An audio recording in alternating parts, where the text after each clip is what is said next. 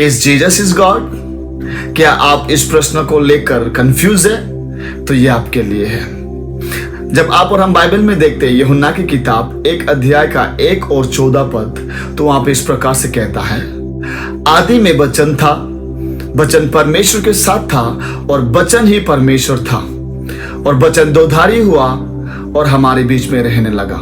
यहां पर जो वचन लिखा गया है, इसका मतलब यह है कि वो वचन जो है वो यीशु मसीह के विषय में कह रहा है, और लिखा है कि वचन परमेश्वर था।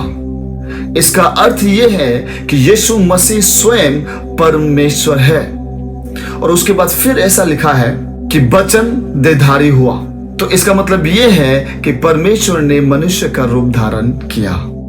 फिर जब आप और हम यूहन्ना के 8 का 58 देखते हैं, तो वहां पर इस प्रकार से लिखा है, यीशु ने उनसे कहा, मैं तुमसे सच सच कहता हूं कि पहले कि अब्राहम उत्पन्न हुआ मैं हूं। अगर हम बाइबल में देखते हैं तो अब्राहम पहले है। अब्राहम के 2000 साल के बाद यीशु मसीह का जन्म होता है, लेकिन यह वचन कहता है कि अब्राहम से पहले मैं हूं। तो आप और मुझे ये समझना जरूरी है कि यीशु स्वयं परमेश्वर है, और वो ये कह रहा है कि मैं पहले से ही हूं। मतलब यीशु मसीह जो है वो पहले से ही है, वो स्वयं परमेश्वर है। आप और मुझे ये समझना जरूरी है। इस टॉपिक में अगर हम बात करें तो बहुत ही लंबा है, लेकिन छोटे समय में मैंने आपको समझाने के लिए कोशिश किया, और मैं विश्वास करता आपने समझा।